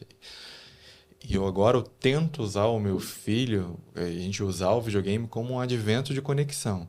Ah, Então, por legal. exemplo, conectar com outros amigos dele, conectar até comigo, conectar com parente e tudo mais, fazer o videogame ser uma roda de amigos, assim, ao invés de a gente estar jogando bola, cara, não tem mais rua para jogar bola hoje, não tem para brincar de pique e tal. Isso Então, mudou. se conectar ali com o videogame de alguma forma para fazer isso, sabe? Assim, e também olhar para o que os outros estão fazendo, né? Até falar para nossa audiência, assim, cara, como é que você se conecta com teu filho hoje? Como é que foi essa história de ser um bom pai, te julgam ou não julgam? Como é que é o desafio? É pai separado, pai junto? Mãe também, como é que lidar? O nosso setor é muito difícil ser mãe, então se você que está ouvindo a gente, compartilha com a gente a tua trajetória, a tua história, porque eu tenho certeza que pode ser diferente, pode somar com quem está ouvindo. Eu tô com meu filho, assim, essa questão, né, assim, muito em fim de semana, feriado e férias. Então eu tento ter atividade. Então eu tento juntar os primos, né? Agora, quando eu tô sozinho com ele num dia normal, cara, às vezes não tem como não recorrer à tela, né? Porque, cara, tô eu e ele, ou na minha casa ou em algum lugar que eu alugo em Criciúma trabalhando. Eu tô numa reunião. Putz, pra ele ficar quietinho, Cara, você vai ver um negócio muito interessante. Por exemplo, eu assumi com meu filho assim: eu não controlo mais tela, eu controlo o tempo de não tela. Então, assim, por exemplo, ele gosta muito de esporte. Graças a Deus, assim, de repente me viu fazendo. O filho vai copiando um pouco nossos hábitos, sim, né? Assim, até tive uma tendência a emagrecer, melhorar um pouco de vida parar de beber, olhar assim, não só pelo meu filho, mas pela qualidade de coisa que eu tava me tornando. E eu falo pra ele assim, cara, você pode, o esporte tá liberado pra você. Você pode fazer o que você quiser, a hora que você quiser, desde que seja saudável ali. Então ele faz jiu-jitsu, joga vôlei, joga futebol, faz... Então a gente tenta ocupar o espaço vazio o máximo que puder com qualidade com o esporte. E aí, cara, geralmente ele estuda no colégio integral, faz esporte, tudo mais, sobra pouco tempo e a gente não controla. Na época eu estava até controlando tela. Ah, você só pode... Hoje em dia, assim, se eu deixar ele 100% do tempo dele livre, não dá muito de tela, então eu não me preocupo. É o que eu tento fazer com a mãe do Antônio, assim, cara. Hoje tenho controlado menos e não tenho conseguido controlar tanto, mas logo quando a gente se separou, ele fazia aula de skate e fazia aula de jiu-jitsu, né? E assim, cara, eu prezo por exatamente isso, é preencher o tempo da criança, né? Ainda mais o meu, na idade que tá, 3 anos e meio ali, cara, e ele gosta muito de música também, eu gosto muito de música. Então, lá na minha casa, ele tem violão, ele tem sanfona, ele tem bateria. Pô, bateria, tem hora que eu me arrependo de ter comprado. Putz, a bateria, cara... Você que comprou ou foi tua sogra? Foi eu que comprei. Ele tem uma aqui e a avó dele deu outra pra ele lá em Criciúma. E eu que arrumei porque o meu filho, ele tem muita energia, cara. Então, quando eu comprava essas baterias de brinquedo, bicho, ele quebrava a bateria uma semana. Em uma semana já tava tudo separado. E aí eu achei, cara, no Mercado Livre, não sabia se podia fazer, citar aqui o Mercado Livre. Não, pode. Fazendo propaganda de graça pros caras, mas né, nem precisa, né? É uma miniatura mesmo. Porque ele tem uma miniatura de violão, o meu pai arrumou uma miniatura de sanfona pra ele. E, cara, eu achei uma miniatura de bateria. Então, assim, é uma bateria pra criança. Robusta, né?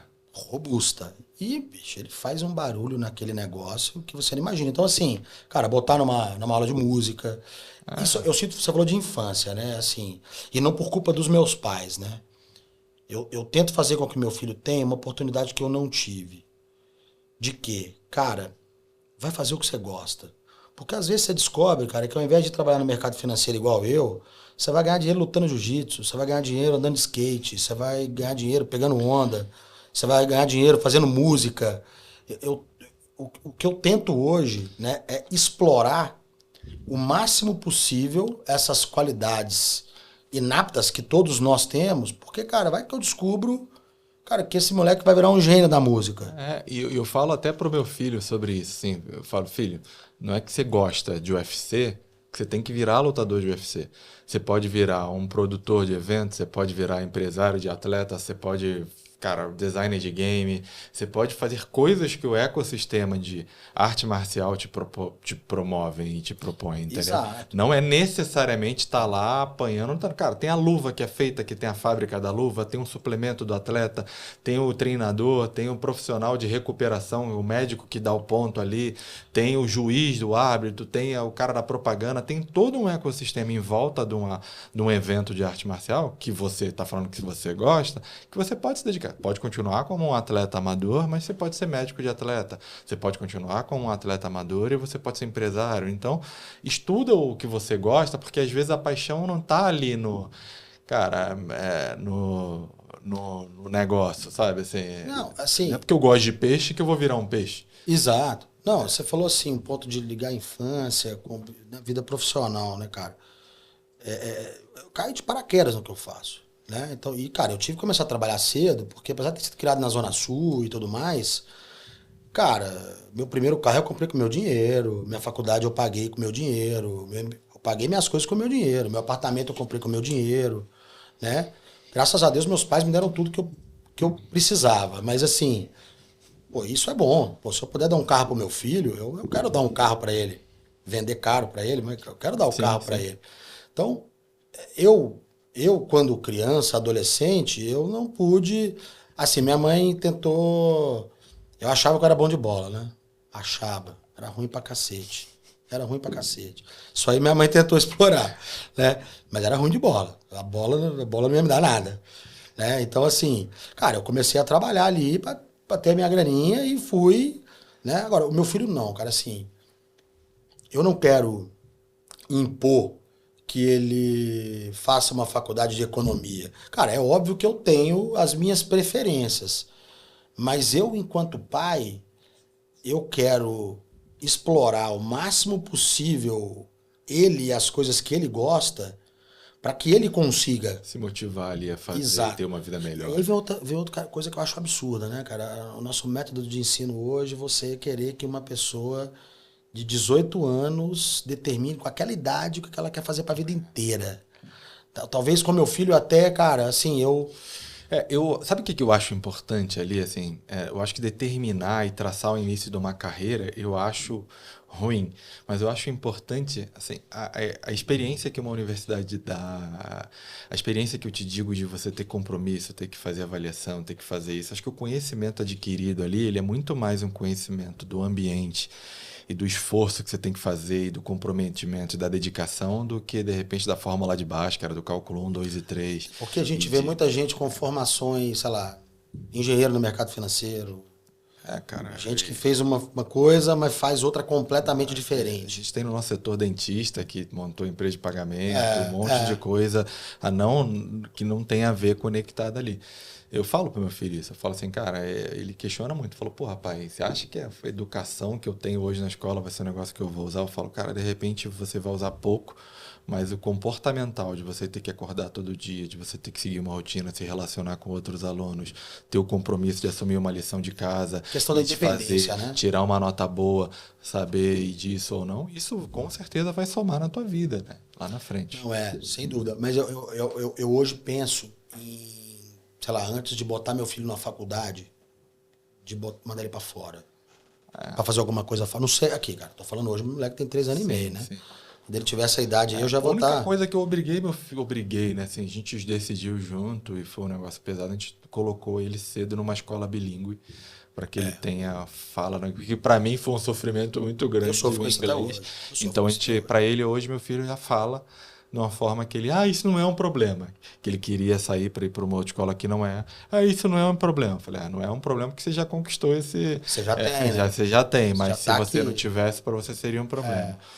Cara, vamos voltar para pagamento. Eu queria falar do que você é hoje. O Diego tá hoje é superintendente da GetNet. Vende um pouco o teu peixe aí pra gente. O que você tá fazendo, o que você tá aprontando. Eu te falo que nessa minha inquietude, né? Eu no meu último ano de ADIC, eu já tava com vontade de fazer alguma coisa de diferente, né? Tipo, cara, pô, eu tô há 7 anos cuidando de sub, já vi sub estourar no bom sentido, né? Coisa dar errada. Cara, eu acho que eu já estressei isso aqui o máximo possível. Eu queria fazer alguma coisa de diferente. Eu já tava com isso na minha cabeça. Até que me apareceu a GetNet, né? Fabi, que hoje é minha chefona, um abraço pra ela, e me vendeu um projeto, cara, né? Então, esse projeto da Get é um projeto bastante ambicioso, né? A Get tem no que a gente chama lá de Payfax, né? O Payment Facilitator, que para mim é o nome mais bonito do que essa abreviação, né? Do que subcredenciador, subadquirente, Sub, né? Pejorativo. Lá a gente chama de Payfac. Eu brinco lá e falo, cara, é um nome bonitinho, né? Então a gente tem nessa frente de Payfac, cara, um dos principais pilares de crescimento da companhia aí nos próximos anos, né? Isso é uma aposta do nosso CEO global, do Juan Franco, né? E, cara, a gente está montando uma estrutura bem robusta para atender esse público, né? E cara, para que a gente consiga prover solução de pagamento para fintechs, né? Que é muito do que eu fiz na ADIC, né? Que é o quê? É o famoso Acquire as a Service, né? Então a gente está criando essa oferta dentro da Get, né? A Get já tem algumas Payfacs importantes, renomadas aí no mercado, né? Mas lá nunca houve um olhar específico para isso, um time específico para cuidar disso, né? Essa frente começou a ser puxada há mais ou menos uns 2 anos, né? Com a saída da Fabi lá do banco, que atendia as fintechs na estrutura do banco para atender, né, isso na Get. E aí a minha vinda, né, há 6 meses, foi para, cara, ajudar lá, né, apoiar na criação dessa estrutura, né? Então hoje, né, a Get ela tem uma oferta para sub, né, para um banco que não tem um adquirente por trás e queira ter uma solução própria de pagamento. Então hoje a gente tem essa oferta dentro da Get. E óbvio, né, a gente está construindo toda uma estrutura, né, em volta disso, né, porque não basta só a oferta e só você declarar que tem a oferta, né? E eu acho que está num momento oportuno, né? O Banco Central está regulando, e aí o regular não é um negócio negativo, é um negócio para botar ordem. Lógico, tem que ter um ajuste para um lado e para o outro ainda. Acho que a regulação ela foi muito dura para alguns, principalmente para os iniciantes, para o cara que está fazendo, mas eu acho que é um momento que a gente, como sub, né? Esse nome negativo mesmo, que a gente nunca gostou, a gente gostava muito como era o PSP, era o Payment Service Provider. E aí a Payment Facilitator também era um nome que a gente chamava.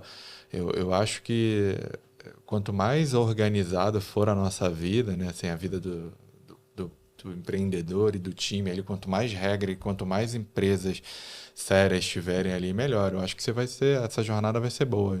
E cara, de alguma forma, né, esse aumento nos controles, esse aumento na regulação também faz com que empresas do tamanho da Get, né, tenham um olhar E tem uma diferente. segurança na hora de entrar, né? Porque agora, pô, sabe que tá regulado, que tá organizado, que tem isso. Exato. Então, cara, eu fui para lá com essa missão, né? E aí eu já botei na minha cabeça aqui que, cara, vou ficar aí mais uns 3, 5 anos mexendo com isso. Então, isso já tá no meu planejamento aqui. E, cara, aí dentro de uma empresa do porte da GetNet, né? Que é uma empresa de atuação global, né? Uma empresa aí que, além de estar aqui no Brasil, estamos Latam, estamos na Península Ibérica, né? Portugal, Espanha. Então, assim, isso depois, para eu voltar aqui a ficar inquieto e querer coisa nova, cara, pode ser o ambiente perfeito para que eu possa fazer uma outra migração de área, né? Para que eu possa mexer com outra coisa em outro país. Cara, aí o futuro aqui, né? A Deus pertence, mas isso é o que isso que eu estou fazendo lá hoje, né? E foi essa missão, foi esse desafio, né, que me fez aqui pensar, não, cara, acho que dá para brincar de Payfac aí mais uns 3, 5 anos. Pô, com certeza, né? Experiência para isso você tem, conhece o mercado te conhece, o mercado está precisando. Eu acho que acho que não só o mercado que já está ali, né, que já existe, mas um novo mercado que vai nascer agora que é regulado, agora que está mais organizado. Acho que então tem muita oportunidade a ser explorada. Eu acho que, cara, esse aperto aí da regulação, eu vejo com bons olhos. Eu acho que isso é bom para todo mundo, né? Isso é bom para as Payfacs sérias que estão no mercado, que são muitas, né? E, cara, é bom também para aquele cara que, eventualmente, ele tenha menos estrutura, ele saber que ele tem que seguir uma cartilha para entrar nesse jogo, né? Não é simplesmente, igual eu já vi muito lá no meu começo de Adic, vou virar sub. Sim. E vira sub, e é isso aí, e vamos embora, né? Cara, você tem algumas coisas, algumas regras a seguir, né? E eu acho que hoje isso está mais claro, né, para o mercado, né, de uma forma geral. E acho que isso é salutar para todo mundo, cara. Para os grandes adquirentes, para as bandeiras, para as fintechs que querem continuar jogando esse jogo, para as fintechs que querem entrar. O nosso mercado ainda tem muito para amadurecer. A gente ainda é muito concentrado, quer queira, quer não queira. Tem muita gente fazendo coisa legal, tem muita gente nascendo. Eu acho que novos capítulos vão vir. Não estou falando que vai ser mais fácil do que era. Eu acho que a gente tem uma tendência ainda a competir internamente, mas acho que boas coisas vão acontecer e, assim, todo cenário de guerra, né? Assim, pô, isso que aconteceu com essa adquirente que foi liquidada, vai abrir outras oportunidades ali, assim, daquelas cinzas sinais, sem outras oportunidades. Eu estou conversando com gente que está montando um projeto bacana, eu olhei o projeto de perto, achei que é interessante, então novas coisas vão nascer. E só uma coisa, assim, às vezes as pessoas não veem o benefício que essas fintechs trazem para a gente, né? Mas, para citar aqui, caras que são Payfacs, mas às vezes ninguém lembra que porque isso é só um pedaço do business deles. Cara, um tanto que o iFood tornou nossa vida mais fácil para pedir uma comida, um tanto que o Uber tornou nossa vida mais fácil para ir aqui e ali. O Ibanks, que, né, vocês tiveram um negócio com o Ibanks no passado, né, nos permite contratar coisa de fora do Brasil e consumir aqui. Então, cara, tem muita coisa legal no meio disso. Eu acho que as fintechs como um todo, seja fintechizar um Uber que não nasceu como fintech, ou ter um Ebanks que já nasce como fintech, eles dão acesso ao mercado, né, cara? Assim, pega um táxi hoje, assim, você sai do táxi às vezes sem pagar, o cara tem que te lembrar de pagar, Opa, assim, eu já fiz porque você isso está acostumado a pagar, já está toda a comodidade que tem do aplicativo de transporte. Vocês já estão dentro do Uber, né? E é isso. Então, as fintechs, de fato, elas nascem para trazer inovação, novas experiências, conveniência, dar acesso. Cara, o Ebanks, a palavra deles lá era acesso, eu era apaixonado por isso. Ele falava, cara, eu quero que um público D e E aqui no Brasil, que não tenha nem cartão de crédito, consiga comprar alguma coisa no AliExpress sem ter cartão. O cara pega um boleto gerado pelo AliExpress, que não tem CNPJ no Brasil, vai numa lotérica e paga com dinheiro e compra um negócio da China, entendeu? Então, eu acho que a fintech nasce muito com esse objetivo de globalizar, dar acesso, permitir que a transação seja fluida. Facilitar alguma coisa, né? Seja para o consumidor, seja para as empresas. E o que você vê de futuro de fintech, cara? Tirando a inteligência artificial, que tá um buzz que eu acho animal, que eu uso muito, mas o que você está vendo de... Cara, eu acho que ainda tem muita coisa a ser explorada, né? Então, assim, a gente ainda vê ainda o boleto com a penetração muito grande. Eu vou falar disso aqui porque é um assunto que eu estava discutindo ontem, né? A gente ainda vê segmentos que são muito pouco explorados por fintechs que querem facilitar quem quer pagar alguma coisa. Cara, eu vira e mexe, eu esqueço de pagar o meu IPTU. Eu já esqueci de pagar condomínio. Cara, se eu pudesse ter tudo isso ali dentro do meu cartão, cara, seria para mim o ideal, porque, cara, tá ali, cobra e pronto, acabou. Né? Isso facilita a sua forma. Estou citando um exemplo porque, assim, eu acho que o futuro está em quem de verdade resolve alguma dor. E conveniência também, né? Exato. Dá conveniência para o consumidor, né? Resolve alguma dor do varejo, né? Você ter com o Open Finance, né? Com o Embedded Finance, você ter a capacidade de levar a camada financeira para dentro de um aplicativo só. Imagina, tem um aplicativo para pagar o IPTU, um aplicativo você joga tudo isso para dentro. Você já viu como é que é difícil você cadastrar o seu IPTU no débito automático? Eu, por exemplo, praticamente não recebo nada em casa. Para você cadastrar o IPTU no débito automático, tem um código que você tem que pegar na boleta que chega. E eu sempre, quando eu passo lá na caixa de correio do meu prédio para pegar esse boleto, eu esqueço. Pra chegar lá, deve ter uma pilha de boleto lá, porque eu acho que eu abri isso 1 ou 2 vezes em quase 3 anos que eu tô lá. Cara, acho que é muito em cima disso, né? Conveniência. Né? Então, assim, eu acho que tem muita iniciativa legal acontecendo. Acho que conveniência e colaboração, né? Um pouco do que você está fazendo na Get, né? Pegar, assim, cara, eu sou muito bom nisso, vou me unir com esse cara que é muito bom nisso e a gente junto vai... Resolve uma dor. Né? Pô, resolve uma dor aqui. Né? E, cara, eu não tenho dúvida de que para quem paga... Se tem esses exemplos aqui, né? Boleto, IPTU, boleto de condomínio, conta de luz. Cara, a experiência de um débito automático, por exemplo, ela é nada conveniente. Sim. Cara, é difícil você cadastrar um débito automático na sua conta, né? Então, é muito em cima disso. Cara, eu costumo dizer que assim, ó, às vezes eu estou comprando alguma coisa na internet. Eu desisto demais por causa do checkout de algumas empresas. Porque a melhor coisa para mim é quando eu vejo o Apple Pay lá. Porra, vejo o Apple Pay e falei, graças a Deus. Ó, clico Apple Pay, acabou. Tá pago. Cara, às vezes você tem uma fricção tão grande no momento do pagamento, para falar aqui, né, da nossa indústria, que você desiste. E às vezes é bom, né? Porque hoje também, como, né, você abre o Instagram ali, cara, pô, que legal, vou comprar. Às vezes isso é bom para sua compulsão em querer comprar alguma coisa que você não precisa, né? Porque também tem um lado ruim, né? Quando todo mundo tiver uma facilidade danada, as pessoas vão ser muito mais compulsivas a comprar coisas pela internet. Eu compro muita coisa pela internet, Cara, compro muita coisa. Cada vez menos eu vou numa loja física comprar alguma coisa. Muito raramente hoje eu vou. Ainda gosto, tá? De Eu ir. vou muito para homologar o produto, assim, né? Principalmente, assim, cara, eu consumo muito material de nutrição esportiva. Gel de carboidrato, creatina, sei lá, esse tipo de coisa.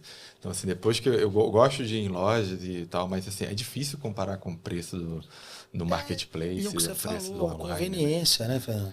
Você clica e tem coisa hoje que 24 horas está em Não, casa. cara, a gente que tá aqui em São Paulo, tem coisa que chega no mesmo dia. É, Uma coisa que eu não faço mais, cara, faço agora menos, né? Mas, por exemplo, supermercado. Cara, tudo no aplicativo. Não vou ao supermercado mais. Vou na feira, né? Porque aqui em São Paulo tem a cultura das feiras, que lá em BH não é tão assim, que eu acho maravilhoso ir na feira fazer compra. Quando você chega ali pelo meio-dia e meio, uma hora então, é mais ainda, né? Que você chega na xepa, você faz a festa. Mas fora isso, cara, coisa que é, pô, arroz, cerveja, né? você não vai. Eu tomo muita tônica, zero. Cara, isso aí, você não, Um pô, botão, já deixa ali no checkout. diferente de uma, né? Diferente de uma maçã que você vai comprar, você tem que ver se ela tá bonita, de uma carne, né? Carne eu compro sempre no açougue, mas eu já tenho o WhatsApp do açougue aqui, ó, eu já peço tudo do jeito que eu peço sempre e eles entregam. Cara, fora isso, o que eu posso eu compro pela internet. Cara, a gente está chegando no fim. E eu tenho um quadro aqui, cara, que é o que é uma fintech. E aí, assim, super aberto, eu vou te fazer a pergunta o que é uma fintech e você responde o que que você acha que é uma fintech sem uma resposta científica e nada do coração do que é para. Não tem juízo de valor, eu não vou te questionar. Então, Diego, para você, o que é uma fintech? Cara, acho que é meio que um resumo de tudo que a gente falou aqui, né? Então, assim, a fintech é alguém que, com a ajuda de tecnologia, é, ela leva conveniência às pessoas, né? E aí, quando eu estou falando pessoas, eu estou falando tanto de pessoas físicas quanto de pessoas jurídicas, né? Então, ela usa o advento da tecnologia para facilitar a vida das pessoas, para melhorar a forma como as pessoas consumem, né? Consomem bens e serviços, né? Então eu citei aqui o exemplo do Uber, né? Por exemplo, um exemplo de uma fintech que, cara, mudou a forma, né, como a gente vai e vem, né? Ninguém mais fica na rua apontando um dedinho pro carro branco para pegar um táxi, né? E o Uber é um exemplo, né? Então a gente tem diversos outros. Agora, acho que no conceito da palavra seria um pouco disso, né? Alguma coisa ligada a consumo, a pagamento, né? Porque você tem o termo de finanças e tecnologia ligado e que isso leva o nome de fintech, é alguma coisa que tem um pouco de cada um e quando isso junta, cara, você tá levando, né, conveniência, né, pro consumidor de uma forma geral. Não tem resposta certa para mim. Acho que todas elas se convergem, é um pouco disso que você falou. Obrigado pela sua resposta. E assim, cara, a gente está chegando para o fim. É o momento que eu queria te convidar para você deixar uma mensagem, olhando para a câmera ali, para quem ouviu você até aqui, para quem seja que está começando na jornada no mercado. Acho que tem bastante gente que me dá um feedback. Até eu queria pedir para você que ouviu a gente até aqui, conhecer a história do Diego. Você está começando, quanto tempo de carreira, quanto tempo de fintech você já tem, de pagamento, que seja, só para a gente entender. Se você aí você já pode comentar, sou pai, não sou pai, sou de São Paulo, sou fora do mercado, vim para São Paulo também, tive a mesma experiência. Comenta um pouco do que você passou aí de similaridade, mas Diego, deixa a sua mensagem para o nosso. Acho que a primeira coisa que eu digo é assim, é se dedicar, cara, é fazer com amor aquilo que você está fazendo. É aquela história, né? Ninguém faz o que gosta, mas você tem que gostar do que você faz, né? Senão isso não faz o menor sentido. É, e assim, além de gostar do que faz, ter paciência para esperar que as coisas aconteçam. É, esperar o momento certo para fazer os movimentos que eles precisam ser feitos. Nada acontece da noite para o dia, né? Acho que tudo é uma construção, né? Você está o tempo inteiro construindo. E, cara, e quando você faz um alicerce legal, cara, você vai conseguir construir um prédio legal, né? É o que eu falo. Não é sobre Não é sobre o que você entrega, é como você se dedica para entregar aquilo que você vai entregar. Então, cara, o recado que eu deixo é, cara, se dediquem, gostem, né, daquilo que vocês estejam fazendo. Tem hora que tem que arriscar. Quando você for arriscar, você nunca vai ter certeza se você está tomando a decisão certa. Cara, tentem ser pragmáticos, mas saibam ouvir o coração, né? Acima de tudo, né? Porque acho que ali no fundo, todo mundo tem uma vozinha que diz assim, cara, para que caminho se deve seguir. E escuta os mais velhos, cara, sempre. E os mais velhos que eu falo não é uma velha de idade, mas se tem alguém, um pai, uma mãe, um amigo, que você se inspira e que você é, é, é, julga uma pessoa de sucesso, cara, pega opiniões, escutem aquelas pessoas que com certeza ela vai te ajudar ali a seguir um caminho mais legal na sua vida. Eu sempre procurei ouvir, apesar da minha adolescência um pouco rebelde, depois que eu me tornei uma pessoa mais madura, eu sempre procurei ouvir muitas pessoas que eu considero mais experientes do que eu e elas me ajudaram muito nas decisões que eu tomei até hoje. Acho que é isso. Até assim que você falou, a gente falou um pouco de mentoria, né? Acho que a mentoria na nossa área também, a gente, provavelmente você teve alguns bons mentores, pessoas ali que te aconselharam, te trouxeram e acho que é muito forte também. Um dos conselhos que eu daria assim, cara, pega um cara que seja relevante, ou seja legal, que você tenha abertura e fala para ele, fala, pô, tô começando a minha jornada, tô com esse problema, me dá uma dica, o que que você acha, quero fazer esse movimento, acho que é super válido. Sim, acho que a gente sempre tem que... Eu tive, cara, grandes mentores da minha vida, né? A começar do meu pai e da minha mãe, que foram os meus primeiros grandes mentores, né? Putz, teve o Anderson lá atrás, na minha época de consignado, né?